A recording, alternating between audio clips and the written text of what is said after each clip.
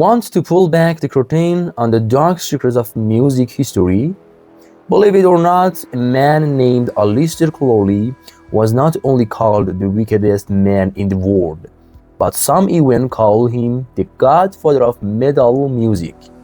Imagine a room in Sicily covered in paintings of demons, sacred snakes, and monstrous creatures. In that room, a secret group sat by candlelight, took hallucinogens, and performed sexual rituals trying to contact unknown forces. Now, imagine that same room seated ideas for many rock and metal songs. Its story is so scary and exciting that high-traffic websites and million YouTube videos talk about it. Stay with me and let's dive into this adventure. Crowley was born in 1875 into a religious family in England. As a young man, he grew disillusioned with his family's Christian beliefs and turned to study magic, mysticism, and Eastern philosophies. After joining several societies, he founded a movement called Thelema.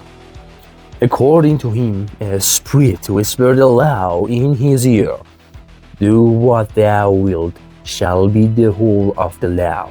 Love is the law, love under real."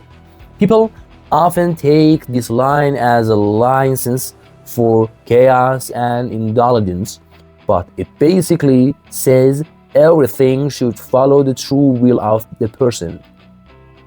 Crowley called himself the wickedest man in the world and the Beast 666, and he deliberately cultivated a satanic image to grab attention. His philosophy mixed hermetic rites, yoga, meditation, occult studies, and sexual freedom. His goal was to break the moral limits of his society and find a path to personal spiritual awakening. In 1920, Crowley, with two of his lovers, Heresy and Chambray, went to the seaside town of Cefalo on the island of Sicily to set up a spiritual college. He named the place Abbey of Thelema, an antique monastery built on pleasure and freedom. Crowley covered almost all the walls with mythical paintings. The largest room had a magic circle and was used for rituals. But the most infamous spot was Crowley's bedroom.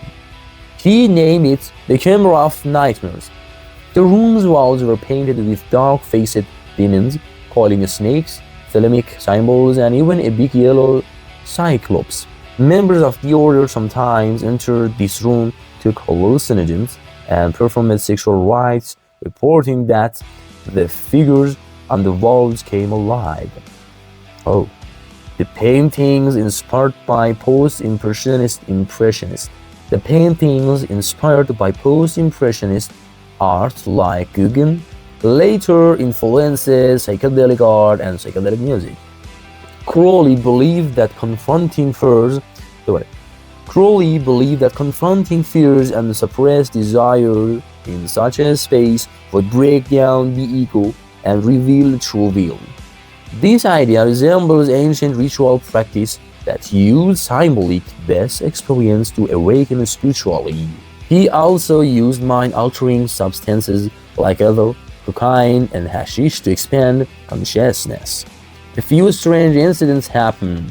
One was in 1923. Mr. Lovely, a young British follower who had just joined Thelema, drank water from a spring near the house, became ill, and died a few days later. His wife, terrified, accused Crowley of forcing her husband to drink cat's blood, and that claim reached the press. Newspapers called Crowley a murderer or a vampire, making his reputation even worse. So many odd events occurred that Mussolini himself ordered Crowley expelled from Italy.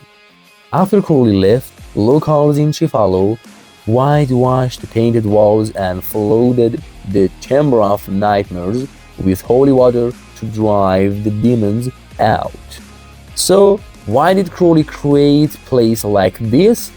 His philosophy outlined in the Book of the Law and his other writings rested on three principles. 1. Follow the true will. 2. Love as law. And 3. Every person is an independent star. He believed that to discover your true will, you must free yourself from moral, religious, and social chains. That's why sexual rights, exotic painting, and psychedelic drugs were tools to find the higher self.